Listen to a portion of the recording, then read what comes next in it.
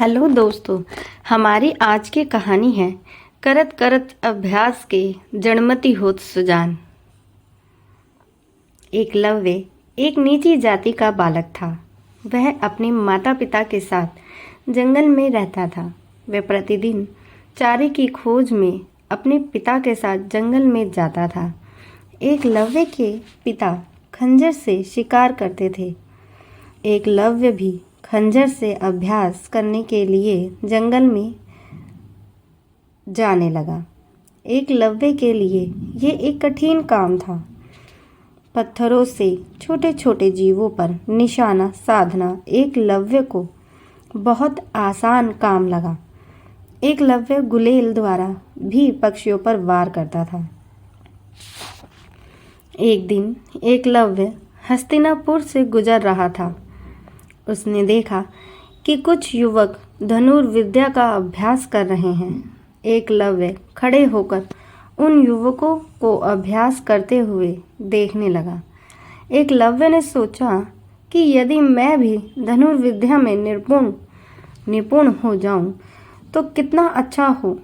परंतु समस्या तो यही थी कि उसे धनुर्विद्या सिखाए कौन। एकलव्य क्षत्रिय नहीं था, इसलिए उसे धनुर्विद्या सीखने का कोई अधिकार नहीं था।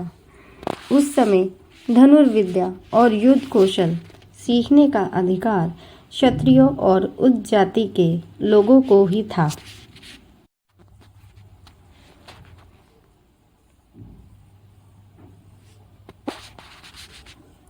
एकलव्य को बहुत दुख हुआ। वह अपनी किस्मत को कोसता हुआ अपने घर आ गया। एकलव्य धनुर्विद्या में निपुणता प्राप्त करना चाहता था। उसकी निशानेबाजी बहुत अच्छी थी। उसने एक खरगोश पर निशाना साधकर उसको एक ही वार में ढेर कर दिया था। उसने गुलेल के एक ही वार में कबूतर के जोड़े को ढेर कर दिया था।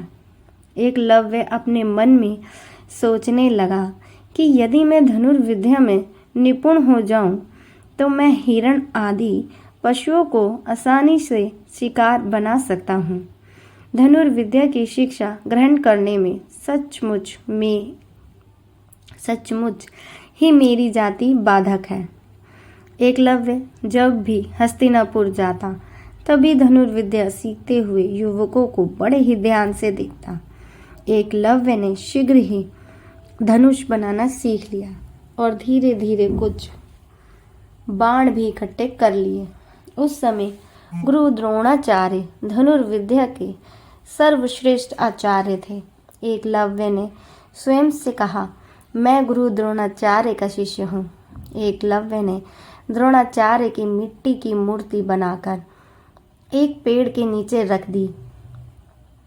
एकलव्य ने गुरु द्रोणाचार्य की मिट्टी की मूर्ति को प्रणाम करके धनुर्विद्या का अभ्यास करना प्रारंभ कर दिया। धनुर्विद्या सीखना एक अत्यंत कठिन काम था। एकलव्य ने हार नहीं मानी और वह रोज कठिन अभ्यास करने लगा। निरंतर प्रयास करते करते एकलव्य की धनुर्विद्या में काफ़ी सुधार आता चला गया। अपने परिश्रम और प्रयास से एक दिन एकलव्य धनुष विद्या में निपुण हो गया। एकलव्य लक्ष्य पर परछाई देखकर ही निशाना साध लेता था। पशु पक्षियों की आवाज़ सुनकर ही एकलव्य उन पर सटीक निशाना लगा लेता था। धीरे धीरे एकलव्य अर्जुन के समान ही श्रेष्ठ धनुर्धर बन गया।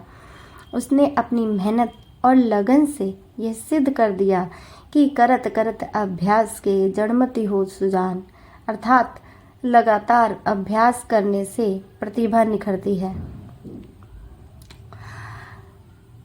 शिक्षा। इस कहानी से हमें यह शिक्षा मिलती है कि मेहनत, लगन और अभ्यास से मनुष्य किसी भी कला में निपुणता प्राप्त कर सकता है।